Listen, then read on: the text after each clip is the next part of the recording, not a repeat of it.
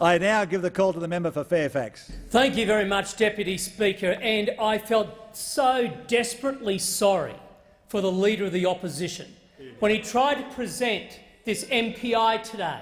He struggled to characterise what the Labor Party stands for.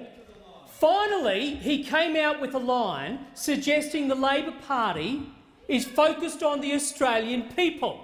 So this is a Labor Party, Deputy Speaker, who doesn't want the Australian people to have a say. This is the Labor Party who wants to deny the people a say in the plebiscite. The only focus they have on the Australian people is this, Mr Deputy Speaker. It's the money. They want the people's money. They're happy to tax them. They're happy to see income tax go up. They're happy to deny small businesses tax cuts. Oh, they're focused on the people only when it comes to the money. Now, the Leader of the Opposition, Deputy Speaker, the Leader of the Opposition might struggle to define that which characterises his Labor Party. But it's not that hard to define that which characterises the Leader of the Opposition. Words such as shifty, shady, shonky, shallow, they all seem to have a bit of a fit. Nice alliteration. It has got a very good ring to it. Here we have the Leader of the Opposition. He is shifty enough to look Kevin Rudd in the eye and say, "I've got your back." He had his back, all right. And then he did the same with Julia Gillard, "I've got your back." And then with Kevin Rudd, "I've got your back." This is the same fellow who actually said to the Australian people only a few years ago, "I believe in a plebiscite when it comes to the issue of same-sex marriage." And now what does he say, Deputy Speaker? "I don't believe in a plebiscite when it comes to same-sex marriage." This is a Leader of the Opposition who used to go into bat for reducing company taxes for small businesses. Guess what? He's now against it. This man is completely shifty, but he's also shonky. Also shonky, Deputy Speaker.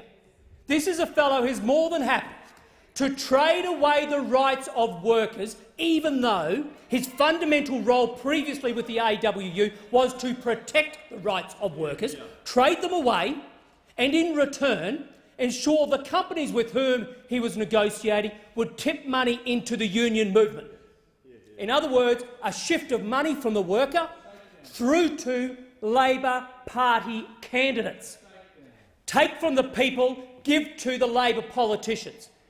The Leader of the Opposition is shonky, Deputy Speaker. He is also shady, very shady, as we now know, with him facilitating $100,000 for the Get Up organisation.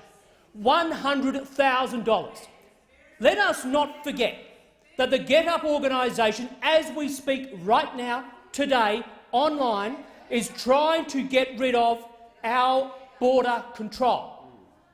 We have had 1,117 days without an illegal boat arrival.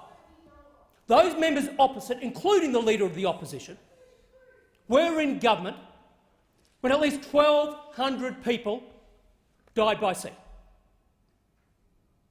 They are more than happy to support Get Up, more than happy to fund Get Up, who want to open up the borders, put the lives of innocent people at risk.